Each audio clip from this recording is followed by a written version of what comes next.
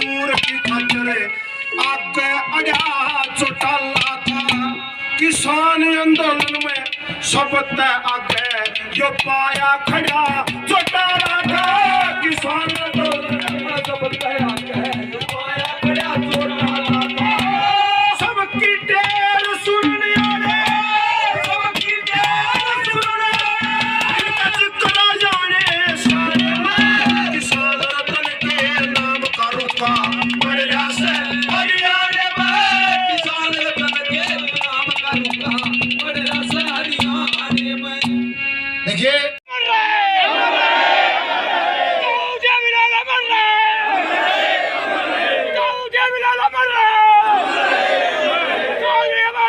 जिंदाबाद जिंदाबाद जिंदाबाद जिंदाबाद जिंदाबाद जिंदाबाद प्रकाश चौटाला जिंदाबाद जिंदाबाद जिंदाबाद।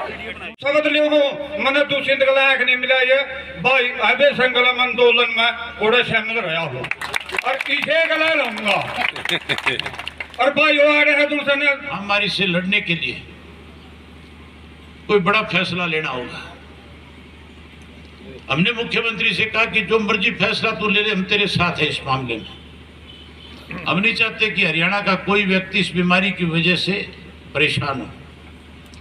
जो सरकार फैसला लेगी हम उस फैसले पे फूल चढ़ा देंगे। मैंने उस वक्त एक बात और कही मुख्यमंत्री से कि फैसला तो आप कर लेना, लेकिन किसान की फसल की गेहूं की कटाई का समय है, कहीं ऐसा ना हो कि उसको उस फसल काटने में दिक्कत आ जाए, उसे उस फसल बेचने में दिक्कत आ जाए। तो मुख्यमंत्री ने हमें आश्वासन दिलाया था कि हम अब की बार 200 रुपये बोनस देंगे और ये भी कहा था कि किसान का एक एक दाना खरीदेंगे, खेत से खरीद करके लेके आएंगे। बोनस दिया नहीं, 2 महीने तक किसान की पेमेंट रोक ली। 800 करोड़ रुपया जो है उस 17,000 करोड़ रुपया जो किसान की पेमेंट बनती थी उसका ब्याज का खा गए। सबसे पहला घोटाला गेहूं खरीद के अंदर किया।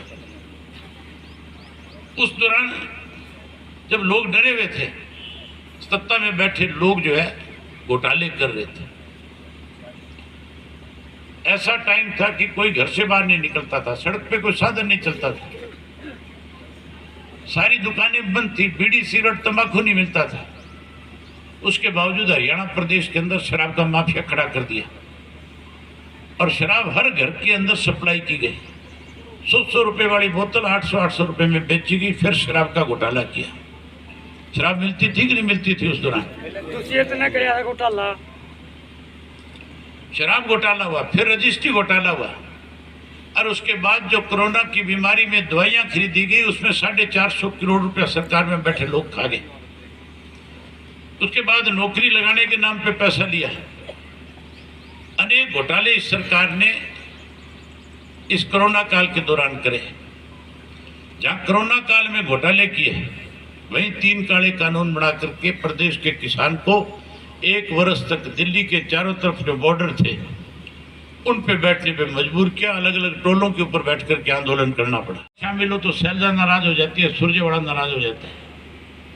कोई शैलजा या सुरजेवाड़ा के साथ शामिल होता तो ये हुड्डा नाराज हो जाए। इसलिए कोई कांग्रेस में नहीं जाना चाहता। बीजेपी जेजेपी से नफरत करते हैं।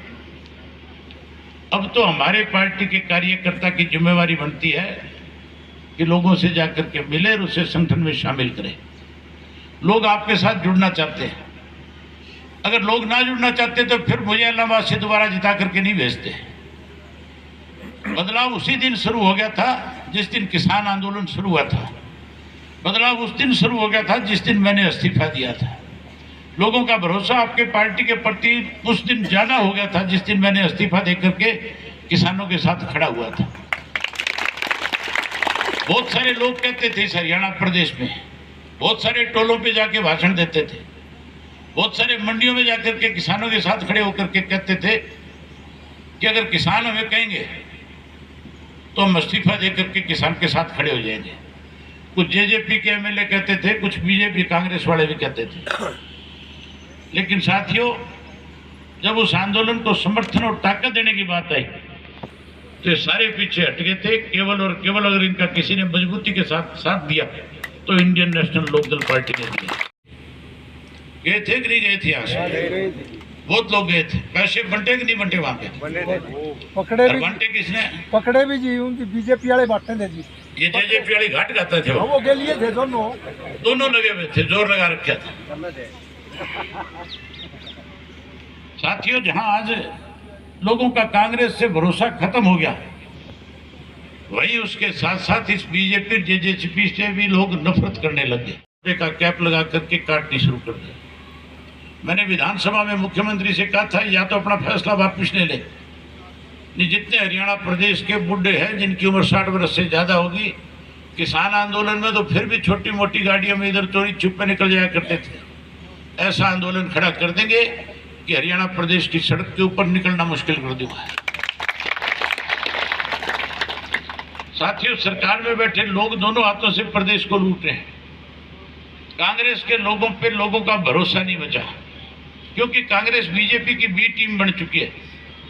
उदाहरण आपके सामने है, इलाहाबाद का उपचुनाव हुआ था और इलाहाबाद के उपचुनाव के अंदर कांग्रेस पार्टी ने भी अपना उम्मीदवार खड़ा किया। भाजपा वालों ने, जजपा वालों ने, इन्होंने तो बहुत जोर लगाया। जहां भाजपा जजपा वाले मुझे हराने में जोर लगा रहे थे, भूपेंद्र सिंह हुड्डा भी उनके साथ जाके मिल गया। इसने पहला भाषण जब इलाहाबाद में जाकर के दिया तो ये कहा, वोट तो कांग्रेस वाले की मांगने आया हूं, लेकिन गोपाल कांडा भी मेरा मित्र है। उसका सीधा इशारा था कि इस कांग्रेस वाले को वोट देने की बजाय बीजेपी वाले को दो, ताकि अभय सिंह जीत करके ना जाए। कार्यकर्ता के सम्मेलन में आए हुए पार्टी के सभी बहुत ही वरिष्ठ कर्मठ मेहनतकश कार्यकर्ता साथियों, माताओं, बहनों, पत्रकार, छायाकार दोस्तों, मेरे से पहले जो वक्ता थे, बोलने वाले साथी थे, उन्होंने आज प्रदेश में किस किस्म के हालात हैं, प्रदेश में भाजपा और जजपा की सरकार बनने के बाद हम किन किन परिस्थितियों से हमें गुजरना पड़ा, कोरोना काल में सरकार ने जो लोगों में विश्वास पैदा करना था, कैसे कोरोना काल में लोगों के बीच में सरकार ने लूट मचाने का काम किया, इन सब बातों का जिक्र किया। आज की जो मीटिंग है, मैं तो ये मान के चलता था कि काम का समय है और काम के समय में ज़्यादा बड़ी संख्या में लोग नहीं पहुंच पाएंगे, लेकिन जिस संख्या में आज आप यहाँ पे उपस्थित आए हो, ये बदलाव की निशानी है। आपके इस उत्साह से, आपके इस जोश से एक बात स्पष्ट हो जाती है कि अब आप सरकार से परेशान हो, तंग आ चुके हो। बदलाव तो प्रदेश के लोगों ने उसी दिन मन बना लिया था जिस दिन इन जेजेपी वालों ने प्रदेश के लोगों के साथ विश्वासघात किया, क्योंकि इन्होंने जब वोट मांगे थे तब ये कहा था कि हम किसी कीमत के ऊपर बीजेपी के साथ नहीं जाएंगे।